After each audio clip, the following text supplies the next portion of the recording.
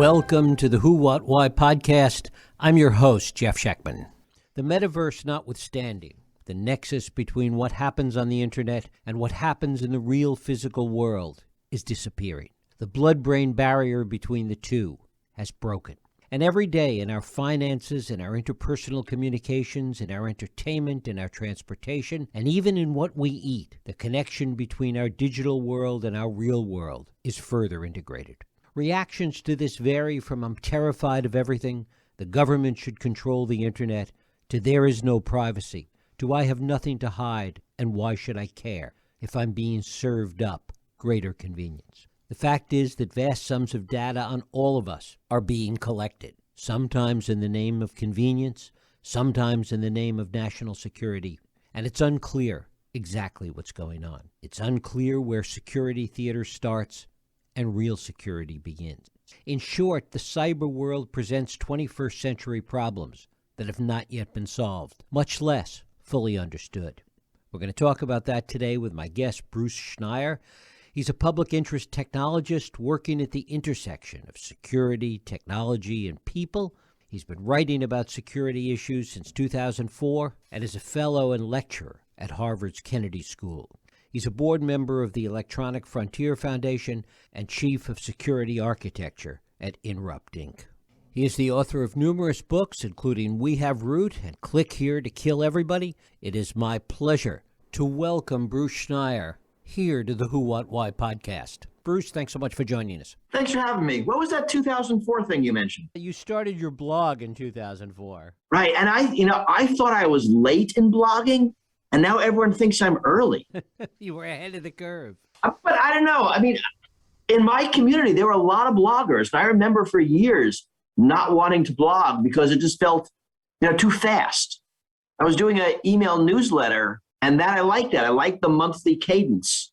But, to be part of the conversation, back then you had to be immediate. And of course, now you got to be real immediate. Well, it's so interesting to digress for just a second here that newsletters today and Substack and all the stuff that goes along with it, the imitations, are a throwback to the days of blogging. They are back. And so newsletters were before blogging. I mean, I started my newsletter, and God, I'm going to look it up, I think 1998.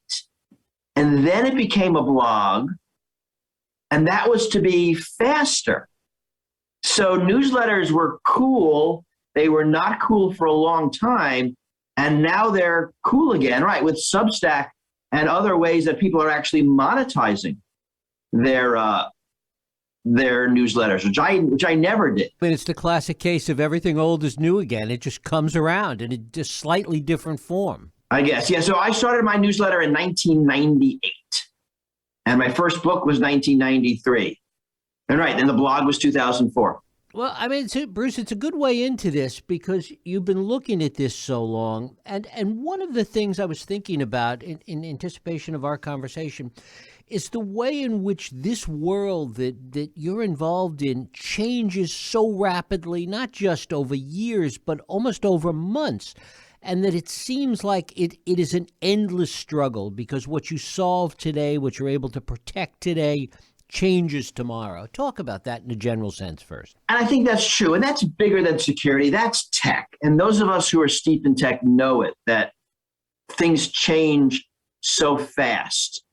And if it's the invention of a new technology like the iPhone or some app, and suddenly things are different, or drones or wireless communication. Now video is big, and I remember when video was too much bandwidth, and things change a lot. And assumptions change. The notion that our phones know where we are at all times and all the good that brings. And it is hard to keep up. Most people's perceptions of what is possible, what happens, doesn't match reality because it changes so fast. I was struck by this, sort of another area. I was in a hotel, which is kind of rare, right? In pandemic hotels, traveling. And I'm up at a high floor, and it's a giant window. And I open the curtains, and there are some other buildings far off in the distance. And you can see tiny, tiny black dots, which are windows. And I think The cameras are so good these days that someone in one of those windows has a really good image of me if they are looking. And that's something we don't think about. We don't think about a loss of privacy from faraway buildings or from aerial aircraft. And now but the world has changed, and our notion of what cameras can do hasn't matched the reality of what cameras can do. So multiply that by everything, and that's where we are. So I guess the other part of the question then is, if we thought about this all the time, if we thought about those cameras every time we were in a hotel room and the way in which our phone was really tracking us and all the other information about us that's out there and the ways in which it's being diced and collected, it would either cause us to not want to participate in any of this or just create a level of anxiety that was arguably unsustainable. Or more likely, we would just pretend it wasn't true, which is what most of us do most of the time. So we don't want to have to think about this all the time. So this is another thing about modern society. Modern society, we delegate generally government organizations to protect us, right? So when I was in that hotel, I did not think for a minute about building codes and safety measures and egress staircases and how any of that worked. Because when that building was built, there were rules the builders had to follow. And occasionally they don't follow them. Buildings fall down in Florida. But by and large, that works for us. When I got on an airplane, I didn't have to worry about aircraft design or maintenance or crew rest or pilot training or any of that. Right? The FAA has rules, and I can get in a plane without even thinking about it. So why is it that there are no such rules about data, about corporate spying, about government spying? Now, we know the answer, right? I mean, corporations basically make the rules. But what we want is a world where government steps in, like they do in every other aspect of society, to protect me so I don't have to learn about it, think about it, be anxious about it, ignore it. It's just true. I can walk into a restaurant and I know the food won't kill me. It's kind of neat. Isn't one of the differences, though, the speed, and this brings us back to where we started, the speed at which technology changes and the ability or lack of faith in the ability of government to stay on top of that? Planes haven't changed that dramatically over a 10-year arc or a 20-year arc. I mean, they're fundamentally the same. Keeping planes from crashing into each other by the FAA is similar business today than it was 10 years ago. With respect to cybersecurity, that's not true. Yeah, the speed matters, and it's a difference in degree. Not convinced it's a difference in kind. I think if we say, well, look, it's too fast, we can't do it, we're just saying, democracy's over, which feels like too extreme a position. I'm not willing to give up on the ability of us as humans to govern ourselves. You don't have to say, okay, we're now going to build society in the near-term financial interest of a bunch of tech billionaires, and that's the only way we can do it. It feels wrong to me. So yeah, there are going to be challenges. And, we're talking about aircraft, and we know 737 MAX, the problems of regulation there, where in fact the FAA delegated regulation to Boeing, which of course regulated in a way that was profitable for them, not that was safe for everybody else. And we saw the disasters there.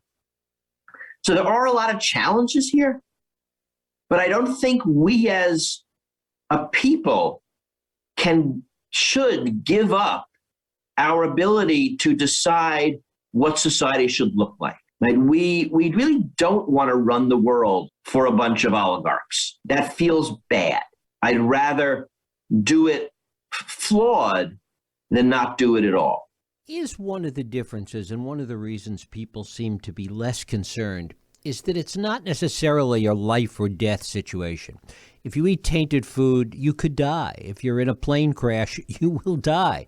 And we could go on and on with these things. Whereas if you're surveilled, or if that camera's looking at you through that hotel window, or if data is being collected on you that you don't know about, there are no immediate consequences. So I think that is a big difference, and that's a reason why it's not a campaign issue, why a lot of people do ignore it, that the effects are not immediately salient, like a plane crashing, a car crashing, you getting food poisoning. Now, that's kind of changing now because computers are moving out of the world of keyboards and screens into our lives. So now computers are in the planes and the cars and the power plants and the appliances and the medical devices.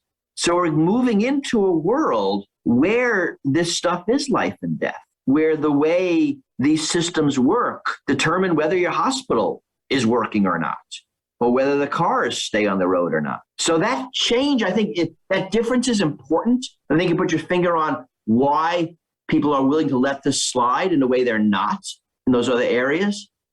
But the Internet of Things changes that, because the Internet of Things now affects the world in a direct physical manner in a way your spreadsheet or your Facebook or your Gmail never did. To what extent does it have to also do with people's understanding of how the system works and what's really going on? Yeah, I think that's part of it too, right? These are very complex technological systems. And then we talked about how people's intuitions of them are wrong. But, a lot of that complexity is hidden. Airplanes are super complex too, yet we can describe them in simple terms, so we can sort of think about them in simple terms. Search is complex, yet we kind of understand it in simple terms. I don't know. I think that is a difference, but the contours of it aren't obvious. And that's worth thinking about. The other question, of course, is how concerned people should be in this sense of understanding what the real dangers are and getting mixed messages about that. So I don't know how concerned people should be. I mean, I want it so people don't have to be concerned at all. Just like you don't have to be concerned about airplane safety. You kind of don't. You just get on airplanes. You want to fly somewhere. I mean, COVID willing, but that's not an airplane issue. I think people right now need to understand this is more than security, the threats of big tech to society. We're seeing some of that. So right now there is a bill going through Congress to try to force Apple and Google to open up their app stores. Right? They are a monopoly. They have a lot of bad outcomes because they're a monopoly. Monopolies are bad. And this is a law, this bill being fought really hard by Google and Apple for good reason. I mean, this is enormous profit margin for them, because monopolies are incredibly profitable for the monopolists, to open up the App Store. So how much does the average consumer need to know about that? It would be nice if they understood, how much money they're paying that they don't have to, how much their quality of service isn't as good because there's no competition. I mean, that would be great if they knew that. Then there would be, some public outcry that would push Congress to do the right thing. I mean, right now, lobbyists are spending a lot of money trying to get Congress to do the wrong thing. So, more public awareness would be better here. And we're seeing that with Facebook. They've been no actual regulation, a lot of hearings, right? That, they're perfectly happy to drop democracy in pursuit of profits. I'm not convinced we as society should let them do that. How much of the concerns, or what should be the concerns with respect to security, cybersecurity, all these things that we were touching on a little while ago, how much is there a problem in the way that gets conflated today in the discussion about these corporations and how much money they're making and their monopolistic practices, et cetera? It seems that when the two things come together, it confuses people with respect to what they should really worry about. I think that's true. The monopolists help. I mean, one of Apple's biggest arguments of why they should remain a monopoly is they make these security arguments. Right? You are more secure if we're a monopoly. Facebook says the same thing. Right? You break us up, you allow competition, it'll be much less secure. Monopolists say this all the frickin' time. It's never true, but it's a common refrain. And you're right. It does confuse people. It does make it harder to understand the issues. Security permeates everything, but is rarely the central thing that matters. right? Airplane safety is important, but what really matters for airplanes is are they going to get where I want to go? Is their schedule good? What's the price of the tickets? How annoying is the airport? Right? So all the things about that we as consumers pay attention to, we kind of take airline safety and security as a given and an afterthought. And that's true, I think, pretty much everywhere. And I don't think that's bad. I think that's the sign of a mature society, right? That I can not worry about airplane safety because the government's got it, right? They've got it for me. I'm free to worry about the things that matter to me. So same thing with choosing a restaurant or, in a lot of ways, choosing a doctor and buying a pharmaceutical. There's a whole system designed so I don't have to worry about that. One of the things, though, it seems like we crossed some kind of a threshold many years ago when finance moved into the internet world, when our banking and our financial transactions moved online, and the public began to accept that completely. That when that happened, it indicated a level of security that was not unlike the safe feeling we have getting on an airplane or going to that restaurant. Right. And largely that works, right? It's a feeling of safety, of assurance, of security, I guess is also a good word, that we could just bank online and not think about it. And you're right, we all do it. And Apple Pay was another threshold, that you could use your phone for credit card transactions. And I was a latecomer in this because I do it now. And it is largely safe. Right? We're not being hoodwinked here. Banking online is fine. Now, there's lots of fraud, but there was fraud before. I'm not convinced online banking caused a degree of fraud that's different in a major way. And in a lot of ways, this is a combination of regulation and banks realizing they need to eat the fraud. That in order for people to feel safe, banks just have to make good on fraud, even when it's not their fault. And I think that was interesting to watch. Sometimes industries are forced to do that. Credit card company was in the 1970s, Fair Credit Reporting Act. There are other rules about debit cards. But I think largely in internet banking, the banks realized and they're going to save an enormous amount of money by not needing tellers and branches and all of that physicality. But in order for people to do it, they need to feel safe doing it, which means banks need to eat fraud. And they do. And as we move that up the food chain to a new level today with cryptocurrency, with the blockchain, et cetera, talk a little bit about where you see that going in terms of hopefully security. Gone, hopefully away. Blockchain cryptocurrency is all, it's all complete garbage nonsense. It's bad. It's insecure. It's not decentralized. It's not safe. It's stupid at every level. It's a big deal now, so there's lots of money in it. But I hope where it's going, people will realize that this is just absolute nonsense, and then it just goes away. That'd be great. Plus, it'd be great for the planet too. Expand on that a little bit, and as to why you think that it should go away. What do you see as the biggest problems with it? I guess where do you want me to start? Why is it here? The problems are everywhere. It doesn't work as advertised. It's a complete disaster at every level. But why are we bought? Near as I can tell, it's just a bunch of white male libertarian crypto bros think it's cool to stick it to the government. What's its benefit? What about the blockchain and the sense that that's the security apparatus of the future? But it's not a security apparatus. How many times have you read about people losing millions of dollars? Blockchain is a data structure. It is and it's a fine data structure, but to make it a currency, you need three things. You need the data structure, the blockchain, right? Which is basically a distributed database, right? We know how to do those. Those are super easy. There is the mining system, right? The incentive structure to get people to basically burn the planet to create these coins. And then you need this exchange mechanism. It doesn't do anything that normal finance doesn't do. It provides no additional value, and it burns up the planet. And you can lose your money. And it's rife with fraud. there's nothing of value in it.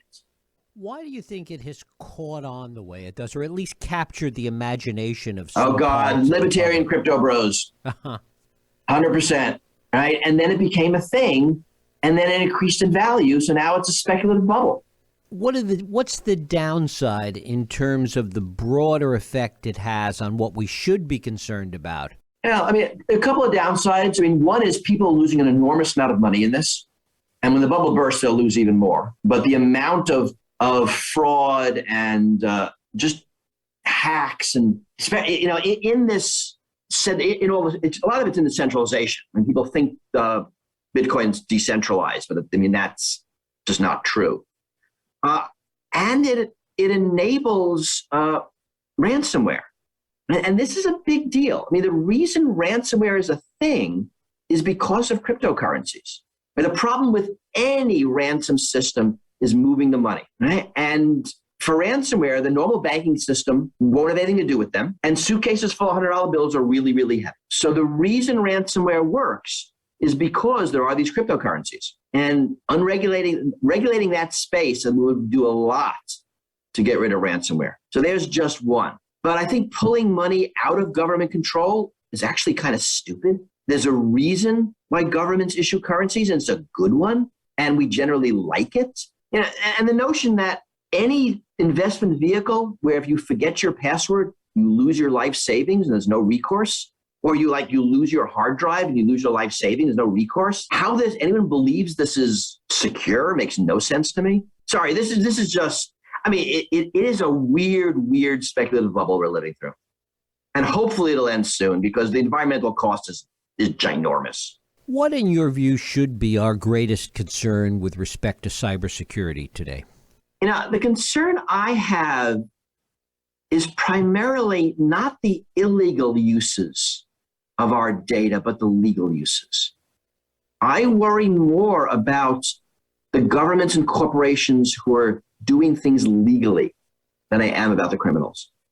I think the harms are greater there. We talked about this in the beginning. In your intro, you talked about that our data was being collected by governments and corporations. You use convenience and security. I think that's wrong.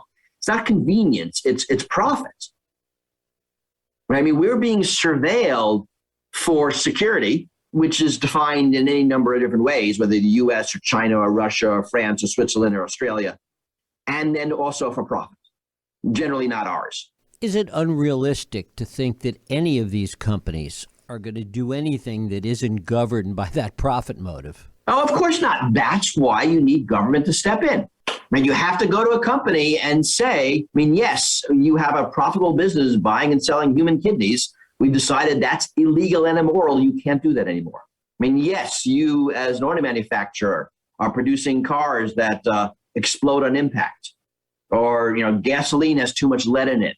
And we get that it's like less profitable for you to do it another way, or we're going to force you to do it. Now, that is what government does. Government provides the playing field on which the corporations operate. I mean, we set the basic rules. What is allowed, what isn't. Well, 100-some years ago, we went to an industry and said, yep, we know you have making a nice profitable business sending 5-year-olds up chimneys to clean them. We have decided that is immoral. You can't do that anymore. Right? That's what we do in society. So yes, you cannot assume that corporations do anything that isn't in their financial interest. And you shouldn't. That's not the way the system works. We build a system where we decide what is allowable, and then on top of that, companies decide what is profitable. To what extent do you think that legislators in particular, even more than regulators, but legislators have a clear understanding of the issues that we face? You know the answer to that question before you asked it, don't you? They don't, right? And that's why the lobbyists do so well. Now, if this bill to force Google and Apple to open their App Store monopolies, the competition passes, it'll be, I think, a miracle. And it won't be, and it'll mean that the very expensive lobbyists fail to convince the legislators. That's not the way to bet. Is there a problem, as you see it, and you've been looking at these security issues for a long time, that it has changed by the way in which, like everything else in society, it has become so politicized. It has taken the real focus off what the problems that need to be solved really are. Oddly, I think not. A lot of these issues don't fall on the standard Republican-Democratic divide. I mean, I'm thinking again about the Apple-Google App Store monopoly, just because it's what I'm paying attention to this week. It just came out of committee, and the voting wasn't along party lines. A lot of these tech issues aren't traditional politics. They're much more power and lobbying. So I don't think that's the big deal here, weirdly, right? Because everything else is. But here, I mean, big tech's got a lot of people in their pockets, Republicans and Democrats. Privacy, security has a lot of proponents, Republicans and Democrats. It doesn't fall cleanly, which I think is an opportunity. Unpack that a little bit. Where do you think the opportunities are? Because when something doesn't fall on neat political lines, you just don't have the politics of sports overlay that permeates so much of what we're trying to do in governance, that you actually can have some real debate because the major political divisions aren't in play. I mean, politics of sports has really done a lot of damage. Anytime you can get away from that, I think you're doing well. Right. And finally, Bruce, what keeps you awake at night? What do you worry about the most in this whole arena? I tend to sleep pretty well. And I think it's what I said before. I really worry about corporate control of our society, that we're really ceding so much governance to corporations. And it's in weird places, right? The Paris Call is this giant international agreement on stability in cyberspace, how nations should use cyber weapons. It's something signed by a bunch of countries. U.S. signed it last year, a big deal. A lot of that work was sponsored by corporations. Now, to me, that's worrisome, that this is this major international intergovernment treaty, really, that is being managed by corporate interests. I don't like that.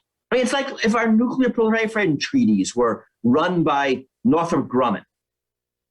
We would think that would be wrong. And I think similarly, that's wrong here. So back to more general, corporate interests are steering too much of society right now. And I think that is to our detriment. I wonder if that's a pendulum that just historically we know swings from one side to the other, and we will over time see a change in this. Oh, I think that's true. What's different now, I mean, everything swings in the pendulum like that. And I think corporate government balance is one of those things, is the amplitudes are increasing. Right? The amount of damage that can be done when the pendulum goes bad gets worse every time. Right? Climate changes are the big example. Right? Corporate control is a freaking disaster for the planet. So do we get to the point where swinging back and forth becomes dangerous because the amplitude of the pendulum is too great? I don't know the answer to that question, but that is what I think about when I think about the pendulum swing. And to that, finally, what's the one thing you would like to see government do that could really make a difference? If you had to pick one thing. I don't have to pick one thing. Right? Get involved. Pay attention. Stop goofing off. Those are good things. I know. I'm not optimistic either. We're doing our best. Bruce Schneier, I thank you so much for spending time with us here on the Who, What, Why podcast. Thanks for having me. This was fun. Thank you. And thank you for listening and joining us here on the Who, What, Why podcast.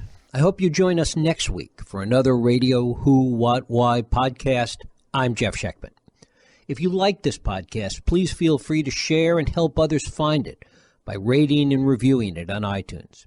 You can also support this podcast and all the work we do by going to whowhatwhy.org/donate.